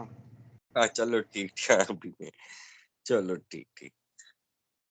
तो फिर उसके बाद आता है इकोनोमेट्रिक। इकोनोमेट्रिक के applies the statistical technique that data to the economic in effort to test the hypothesis या थ्योरी। ये मैं आपकी थ्योरीज को टेस्ट करने के लिए hypothesis you have to go for the technical statistical approach. और वहां पर बिहेवियर में क्या हो रहा था, वहां पर साइकोलॉजी और इकोनॉमी एक कॉम्बिनेशन के साथ आ रही थी, बस साइकोलॉजिकल और वे से आपकी इकोनॉमी। अब यहाँ पर क्या है, इकोनॉमी के साथ साथ आपकी स्टैटिक्स आती है कि what the data you have to analysis it, वो आपके स्टैटिकल बेट में। आप इकोनॉमी के ऊपर ये नहीं कर सकते कि भाई ये चीज की अगर पहले इसकी कॉस्ट ज्यादा थी तो कम लोग बाय कर रहे थे, जब कॉस्ट कम हुई तो फिर ज्यादा से लोग बाय करना शुरू। या आप किस तरीके से कहेंगे, इस तरीके से नहीं कहेंगे ना ओरली, उसको आप फैक्ट्स एंड फिगर्स में कि भाई हमने इस वक्त इसकी पहले हमने 1 से 15 तारीख तक इस चीज की प्राइस इतनी थी, तो इतने लोगों ने, कम लोगों ने, तकरीबन माना 800 लोगों ने इस चीज को बाय किया। जब हमने इसकी कॉस्ट कम कर दी, वो चीज की डिमांड आपके तकरीबन 4000 लोगों ने उस चीज को बाय करने के लिए आ गए। तो माने इस तरीके से वो स्टैटिकल डेटा से, वो पर डे के हिसाब से, उस हिसाब उसको वो एनालिसिस है। तो यहाँ पर आपके स्टैटिकल मॉडल्स वगैरह काम आते थे, जैसे आपकी अटेंडेंस के ऊपर वगैरह के ऊपर। तो वो है ना कि आपकी अटेंडेंस किस तरीके से, कि आपने इतनी क्लासेस नहीं ली, वो नहीं ली, तो आपकी अटेंडेंस कब हुई। This is all should be the statistical data. इसी तरह इकोनॉमिक के उसके पाई चार्ट्स वगैरह इस टाइप के होते हैं, बार चार्ट्स वगैरह सारे के सारे उसके ऊपर डिस्कस होती है, ठीक। इकोनॉमेट्रिक,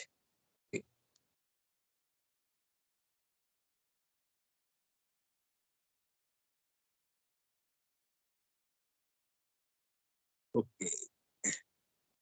what about the next slide? Next slide मेरी नजर आ रही है? ये सर। क्या नजर आ रहा है?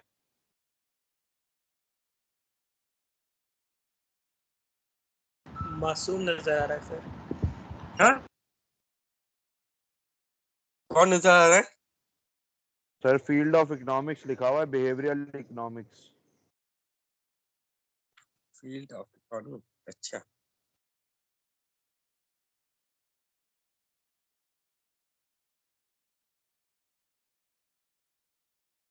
अब समझ में आ गया। दूसरी चीज समझ में आ गया, बिहेवियर इकोनॉमी के ऊपर एक तस्वीर नजर आ रही है आपको। यस सर, एक मीम नजर आ रही है, meme.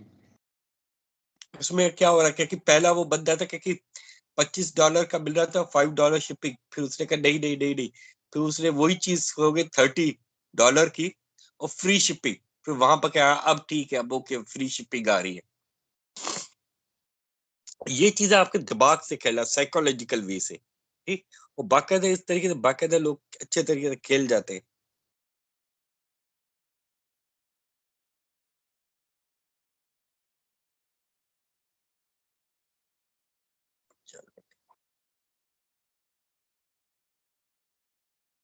Okay, should I continue or should I leave the class? फिर आप थोड़ा सा रेस्ट करें या what we have to discussion about it? देखा कितनी स्लाइडें रह गई हैं? 4 स्लाइडें। उसको कल जर्मेनिक लेक्चर, उस पे 4 स्लाइडें और नेक्स्ट पेट्रोलियम इकोनॉमिक्स के ऊपर डिस्कस करना शुरू हो जाएंगे, ठीक है। सर टाइम हो गया वैसे भी, और नेक्स्ट Yes, sir. क्लास भी लेनी है। नेक्स्ट क्लास के लिए बिल्कुल आप लोग फ्रेश अप होना शुरू है। नेक्स्ट लेक्चर किसका? ईओआर का? जी सर यूआर का है। पीओआर का, अच्छा अच्छा, चलो ठीक ठीक, चलो हाँ उसके लिए फ्रेश अप हो जाए, ठीक है। This is the main subject, आपका कोर सब्जेक्ट है एक तरीके का। बाकी सर अटेंडेंस देख लीजिएगा, सिर्फ आप ही की सब्जेक्ट की नहीं अपलोड हुई पोर्टल पे। सर अटेंडेंस देख लीजिए, बार बार कोई लेफ्ट कर देता है, मुझे लग रहा है सर अटेंडेंस हमारी नहीं लगी होगी आपकी क्लास की। चलो ठीक, मैं अटेंडेंस भी लगा दूंगा, ठीक है। अभी मैं जाता हूँ, थोड़ी सी मैं चेक करता हूँ अटेंडेंस पोर्टल पे किस तरीके से अटेंडेंस अपलोड करनी है, ठीक है। मैं सर आप मुझे लोग, भी सर और बार बार रिमूव किया मंडे की गया भी है। देख लीजिएगा सर। हाँ मंडे की भी मुझे करनी है, मैं कर लूंगा, थैंक यू सर। ठीक। Oh thank you sir, thank you. अच्छा, जो जिन जिन स्टूडेंट ने नहीं प्रेजेंट लगा वो भी अपनी प्रेजेंट लगा दें, ठीक है वहां पर। सर कहाँ लगानी है प्रेजेंट? प्रेजेंट आपको क्या कहते हैं, चैट बॉक्स। चैट बॉक्स में। चैट बॉक्स तो सिर्फ जो मेरा इकोनॉमिक्स वाला है ना उसकी वहीं पर ही आपको लगानी है, ठीक है।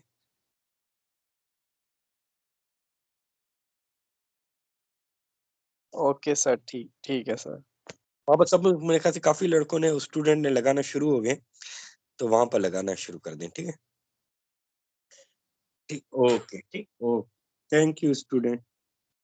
Any queries, anything you have to ask about it, so we have to discuss it.